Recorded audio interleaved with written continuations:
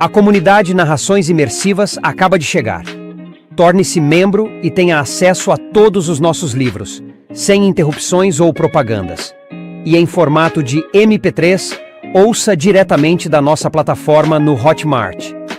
Por menos de uma Coca-Cola por mês, você assina nossa comunidade e apoia diretamente nosso trabalho. Não perca mais tempo e venha curtir mais uma forma de ouvir Narrações Imersivas. Link para assinar a comunidade na descrição ou no primeiro comentário fixado. Fique agora com mais um episódio imersivo.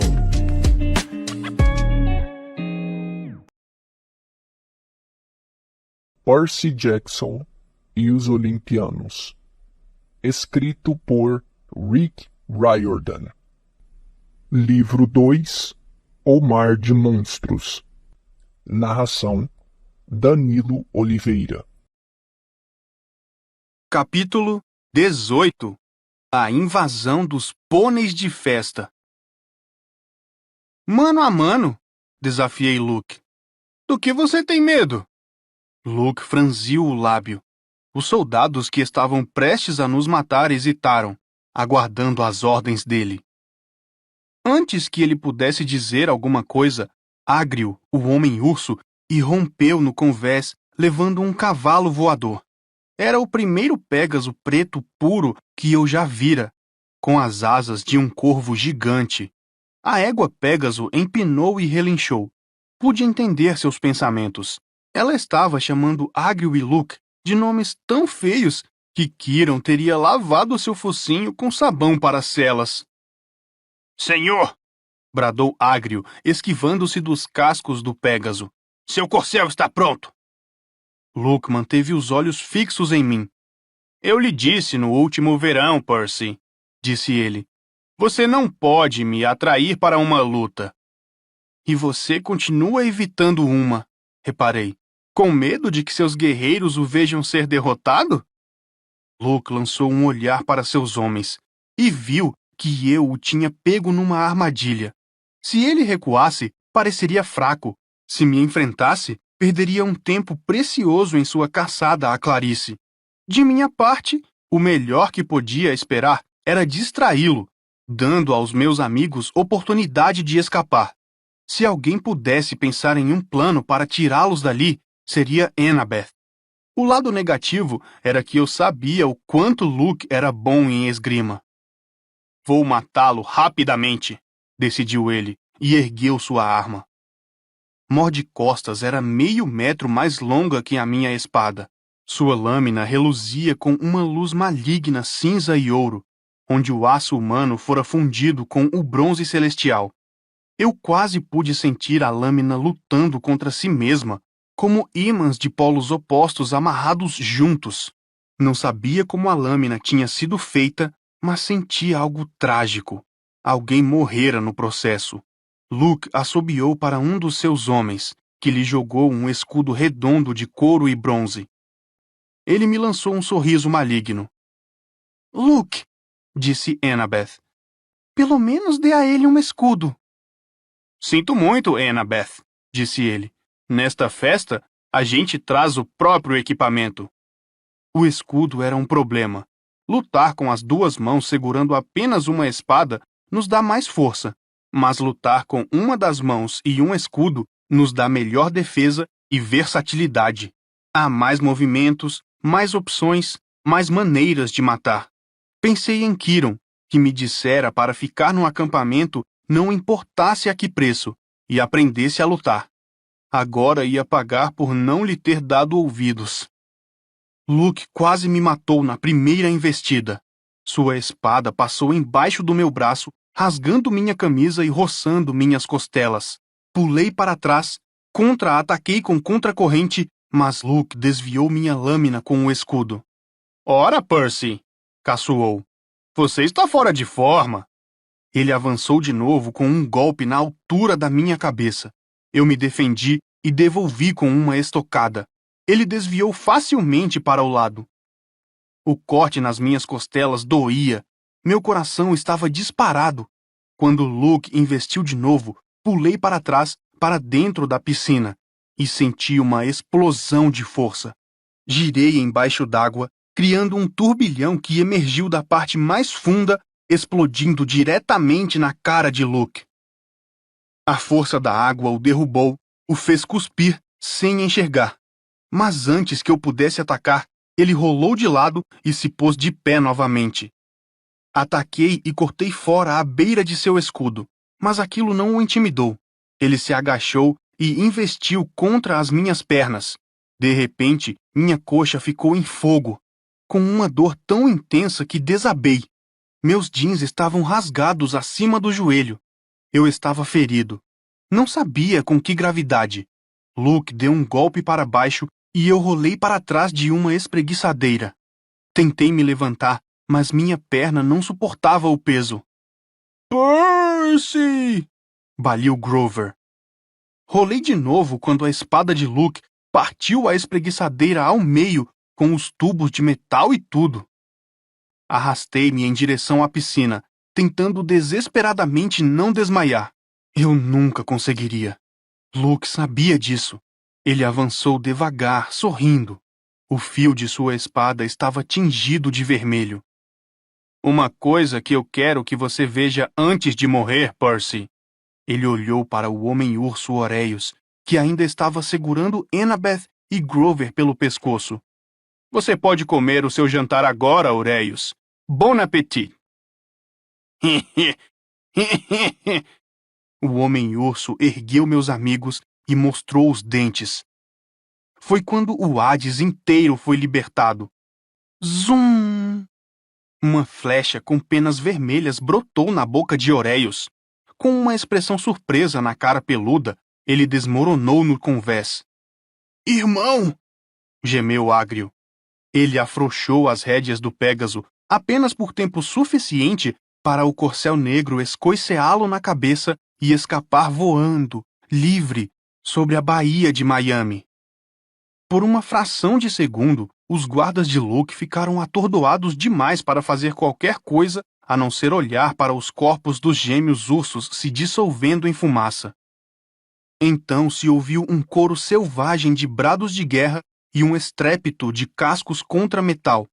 Uma dúzia de centauros irrompeu da escadaria principal. Pôneis! Exclamou Tyson empolgado. Minha cabeça teve dificuldade de processar tudo o que vi.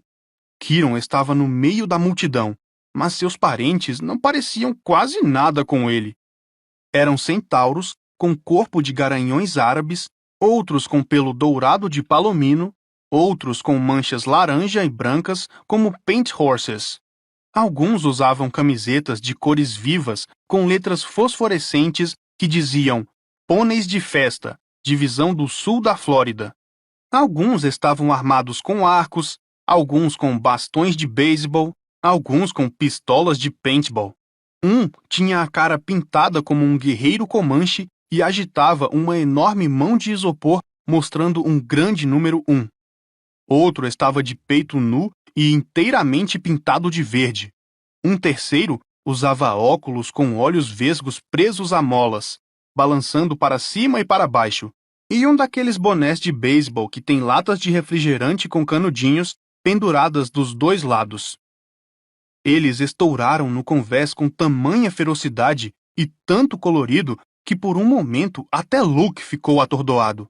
Eu não sabia dizer se eles tinham chegado para comemorar ou atacar. Tudo levava a crer que as duas coisas. Enquanto Luke erguia sua espada para convocar as tropas, um centauro disparou uma flecha diferenciada com uma luva de boxe na ponta. Ela atingiu Luke na cara e o mandou para dentro da piscina. Seus guerreiros se espalharam por todos os lados. Eu não podia culpá-los. Enfrentar os cascos de um garanhão empinado já é bastante assustador. Mas sendo ele um centauro, armado com um arco e aos gritos, usando um chapéu com latas de refrigerante, até o mais bravo dos guerreiros bateria em retirada. Venham, acertem alguns! Gritou um dos pôneis de festa. Eles mandaram ver com suas pistolas de paintball.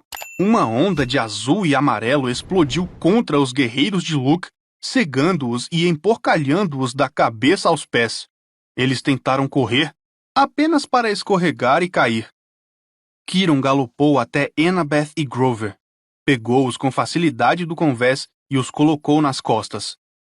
Tentei me levantar, mas minha perna ferida ainda parecia estar em fogo. Luke se arrastava para fora da piscina. "Ataquem, seus idiotas!" ordenou às suas tropas. Em algum lugar sob o convés, um grande sino bateu. Eu sabia que a qualquer segundo seríamos esmagados pelos reforços de Luke. Seus guerreiros já estavam se recuperando da surpresa, avançando para os centauros com espadas e lanças erguidas. Tyson jogou meia dúzia de lado com um tabefe, derrubando-os por cima da amurada na Baía de Miami. Porém, mais guerreiros vinham subindo pelas escadas. "Irmãos, retirar!" disse Kiron. "Você não vai escapar dessa impune, homem-cavalo!" berrou Luke. Ele ergueu a espada, mas levou um murro na cara em outra flechada de luva de boxe e caiu sentado numa espreguiçadeira. Um centauro palomino me içou para seu lombo. "Cara, chame seu amigo grandalhão!" "Tyson!" gritei. "Venha!" Tyson largou os 2 guerreiros que estava prestes a amarrar em um nó e correu atrás de nós. Ele pulou para o lombo do centauro. "Cara!" gemeu o centauro, quase cedendo sob o peso de Tyson. "As palavras dieta de baixo carboidrato significam alguma coisa para você?" Os guerreiros de Luke estavam se organizando em uma falange, mas quando estavam prontos para avançar, os centauros já tinham galopado para a beirada do convés e pulado sem medo por cima da amurada, como se aquilo fosse uma corrida de obstáculos, e não 10 andares acima do chão. Tive certeza de que íamos morrer. Despencamos para o cais, mas os centauros atingiram o asfalto praticamente sem um solavanco sequer e saíram galopando, bradando entusiasmados e gritando provocações para o Princesa Andrômeda enquanto galopávamos para as ruas do centro de Miami. Não tenho ideia do que os moradores de Miami pensaram quando passamos galopando. Ruas e edifícios começaram a se tornar indistintos enquanto os centauros ganhavam velocidade. A sensação era de que o espaço estava se compactando, como se cada passo de centauro nos levasse por quilômetros e quilômetros. Num piscar de olhos, deixamos a cidade para trás. Disparamos por campos pantanosos, capim alto, lagos e árvores anãs. Finalmente, estávamos em um acampamento de trailers à beira de um lago. Os trailers eram todos puxados por cavalos, incrementados com televisores, mini-geladeiras e mosquiteiros. Era um acampamento de centauros. "Cara", disse um pônei de festa enquanto descarregava seu equipamento. "Você viu aquele sujeito osso?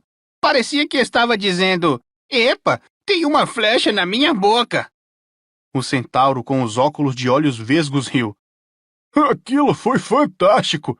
Trombada de cabeça!" Os 2 centauros investiram um contra o outro com força total e bateram as cabeças. Depois saíram cambaleando um para cada lado, com sorrisos bobos na cara. Kiron suspirou. Pôs Annabeth e Grover sobre uma toalha de piquenique ao meu lado. "Preferiria que meus primos não batessem as cabeças. Eles não têm neurônios sobrando." "Kiron?" disse eu, ainda surpreso com o fato de ele estar ali. "Você nos salvou." Ele me deu um sorriso seco. "Bem, eu não poderia deixar que morressem, especialmente por terem limpado meu nome." "Mas como sabia onde estávamos?" perguntou Annabeth. "Planejamento avançado, minha querida. Eu calculei que vocês seriam trazidos pelas águas para perto de Miami, se conseguissem sair do mar de monstros vivos. Quase tudo o que é esquisito é trazido para Miami pelas águas." "Puxa, obrigado", murmurou Grover. Não, disse Kiron. "Eu não quis dizer... não importa. Eu estou contente em vê-lo, meu jovem sátiro. A questão é que Consegui bisbilhotar a mensagem de Iris de Percy e rastrear o sinal. Iris e eu somos amigos há séculos. Pedia a ela que me alertasse sobre quaisquer comunicações importantes nesta área. Então, não foi preciso grande esforço para convencer meus primos a vir em sua ajuda. Como veem, nós, centauros, somos capazes de nos deslocar bem depressa quando queremos. Nossa noção de distância é diferente da dos seres humanos. Olhei para a fogueira, onde 3 pôneis de festa ensinavam Tyson a usar uma pistola de paintball. Torci para que soubessem no que estavam se metendo. Então, e agora? Perguntei a Kiron. Simplesmente deixamos Luke ir embora? Ele está com Cronos a bordo daquele navio, ou partes dele, de qualquer modo. Kiron se ajoelhou, dobrando cuidadosamente as pernas dianteiras embaixo de si. Abriu a bolsa de remédios em seu cinto e começou a tratar meus ferimentos. Infelizmente, Percy, aconteceu hoje uma espécie de empate. Nós não tínhamos vantagem numérica para tomar aquele navio, e Luke não estava suficientemente organizado para nos perseguir. Ninguém venceu. Mas nós temos o Velocino, disse Annabeth. Clarice está agora mesmo voltando com ele para o acampamento. Kiron assentiu, embora ainda parecesse inquieto. Vocês todos são heróis de verdade. E assim que deixarmos Percy em condições, vocês devem voltar ao acampamento meio-sangue. Os centauros poderão levá-los. Você também vem? Perguntei. Ah, sim, Percy. Ficarei aliviado em ir para casa. Os meus irmãos aqui simplesmente não apreciam a música de Dean Martin. Além disso, preciso trocar algumas palavras com o Sr. D.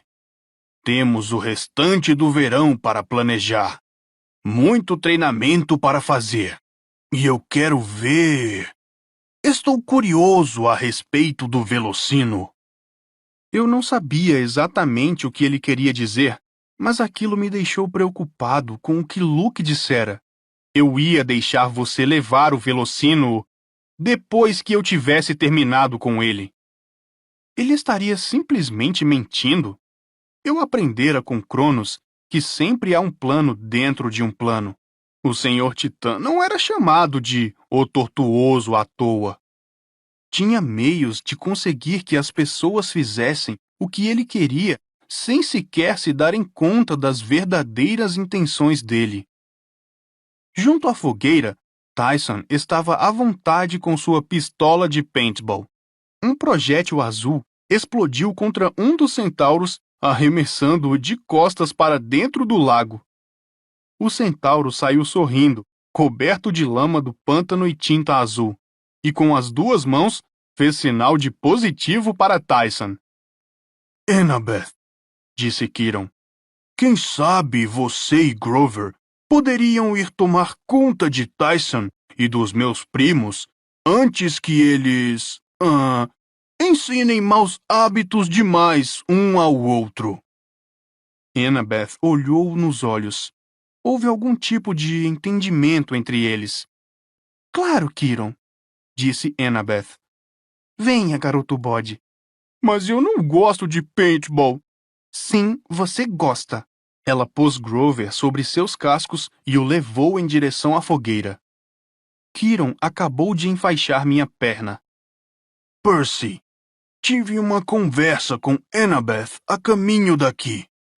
Uma conversa sobre a profecia. Oh, pensei. Não foi culpa dela, disse eu. Eu a fiz contar. Seus olhos pestanejaram com irritação. Tinha certeza de que ele iria me dar uma bronca, mas então seu olhar demonstrou cansaço. Acho que não poderia mantê-la em segredo para sempre. Então, sou mesmo eu na profecia? Kiron enfiou as ataduras de volta na bolsa.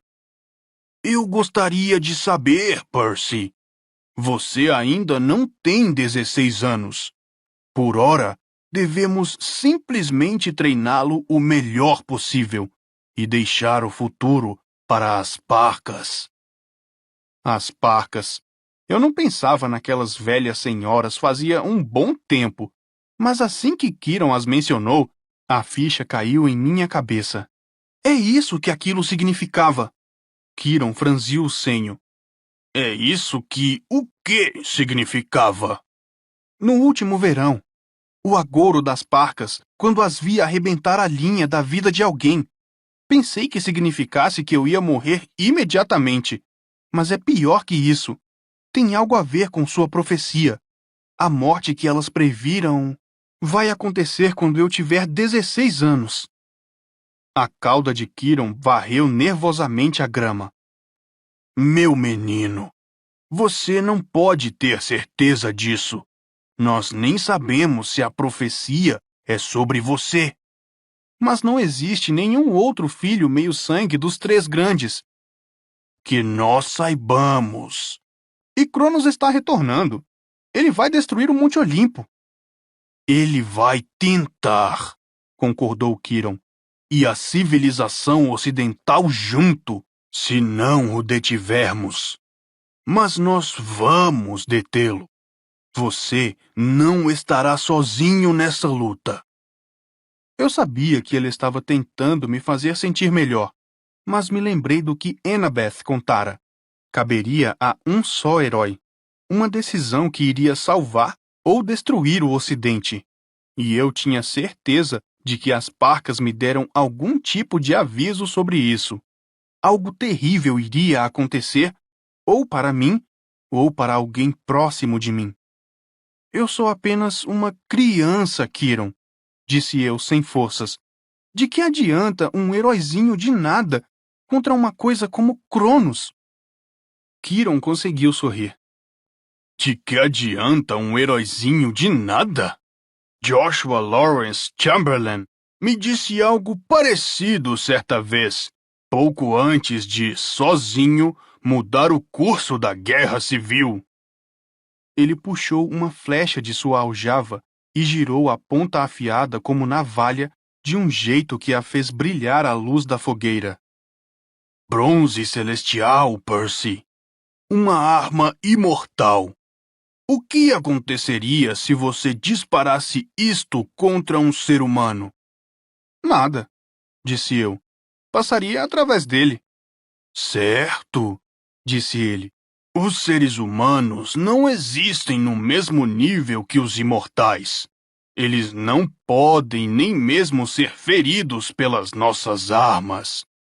Mas você, Percy, você é parte Deus, parte humano.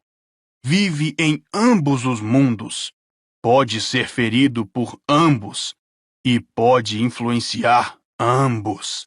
É isso que torna os heróis tão especiais. Você transporta as esperanças da humanidade para a esfera do eterno.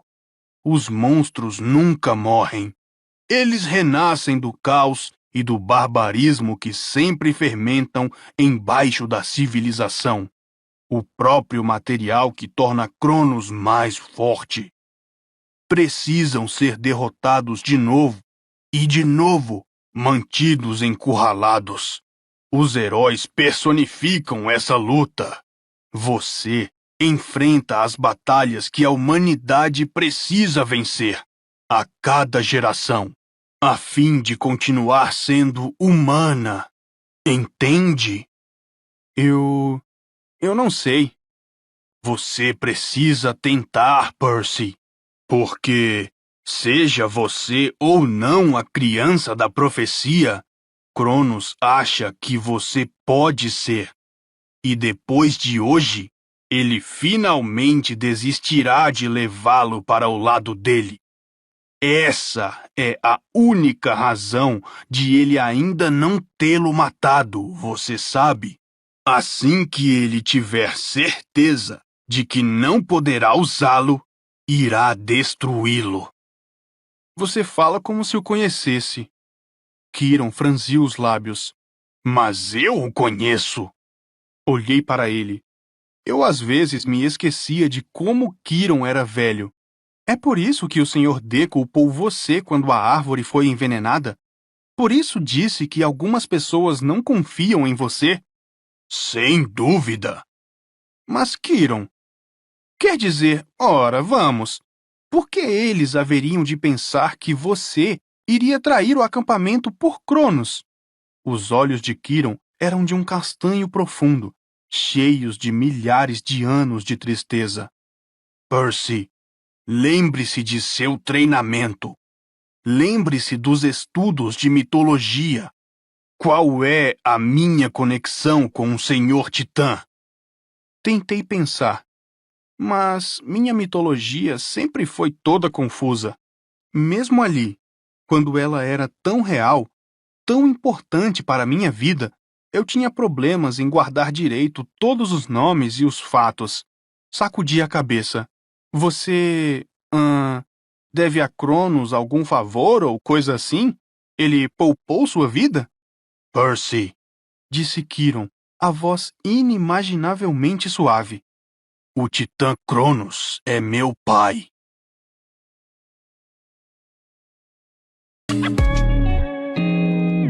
O canal Narrações Imersivas agradece por ter ouvido mais um episódio conosco.